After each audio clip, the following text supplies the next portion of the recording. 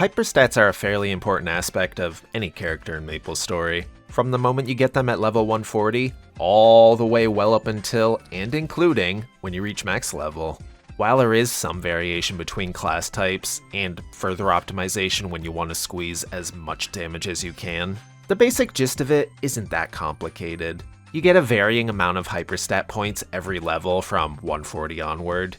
You start off getting 3 per level, and the higher up you go, the more it increases. Prior to level 200, each hyperstat can only reach a max level of 10. Past 200, their cap is now level 15, and every point past 10 gives more stats, but also costs way more. In addition, you get a new hyperstat once you reach 5th job, Arcane Power.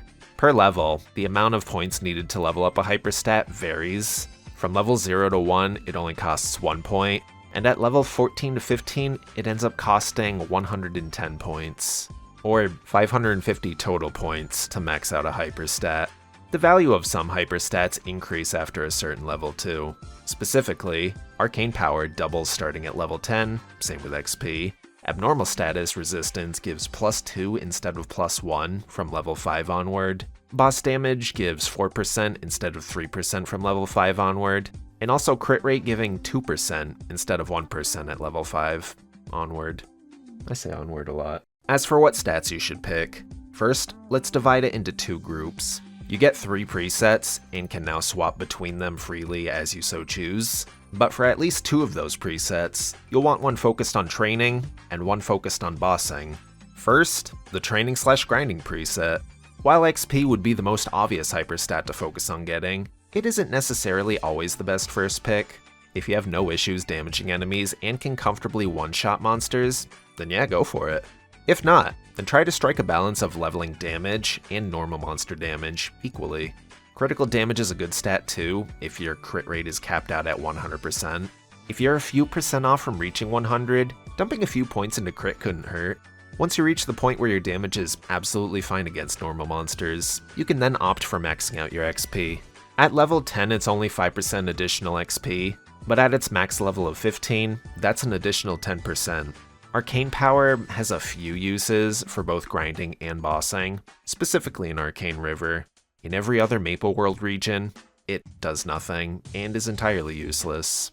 Anyways, while grinding, it can help you not only close the gaps for better map choices and deal more damage past 100% the map's required Arcane Power level, up to 150% total, but it also makes enemies deal less damage to you the higher your Arcane Power is. If you're at 150% of the map's required Arcane Power level, all mobs, besides the anti-AFK one, deal only 1 damage to you. While bossing, again, it only works on bosses within Arcane River, so Lucid, Will, the Tenebrous Gauntlet, and Black Mage. Same logic for the maps mostly applies here, except for the whole they deal 1 damage if your Arcane Power is high enough. They're just gonna toss out all their attacks normal regardless of your Arcane Power level. Black Mage in specific is a special case because his max Arcane Power that could theoretically apply to him, which would be 150% of 1320, being 1980 Arcane Power, is nearly impossible to reach, even with maxed Arcane symbols, hyperstats, and event stats. A bossing preset is wildly different from a grinding one. Boss damage, IED, and critical damage are the ones you'll want to practically keep balanced. A priority would be at the very least keeping damage and boss damage about the same, and then crit damage afterwards, followed by IED. After you get all of those to level 10, tossing a few points into flat attack/magic attack always helps. Same with tossing a few points into your class's main stat, though I will recommend against pouring too many points into your class's main stat. This is because it's just a flat stat increase that doesn't scale with any of your gear's percent stat modifiers.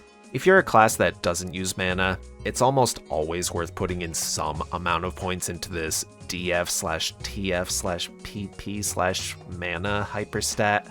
It varies how much per class, so check your class type's Discord or various online guides for specifics regarding that, but keep that in mind if you're a class that doesn't use mana.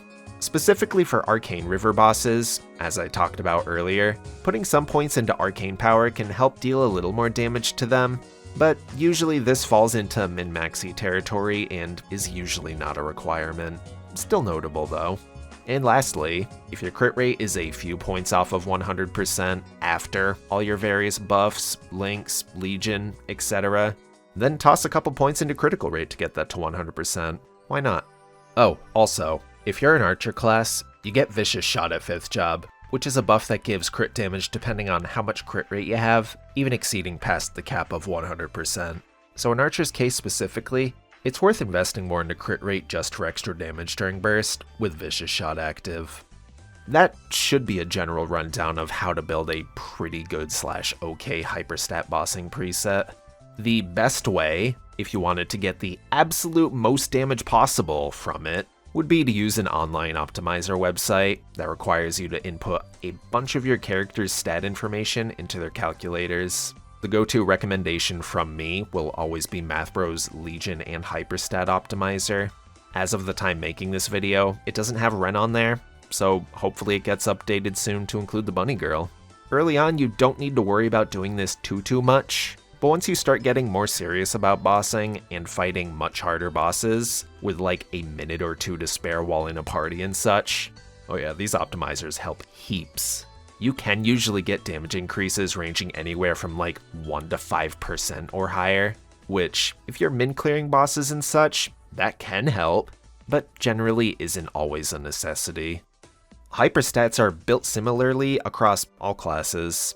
I occasionally keep getting asked what hyperstats to get per character, or why I don't include them in my class guides, and it doesn't really change wildly per character. It just hovers around the same gist of get these for grinding and these for bossing.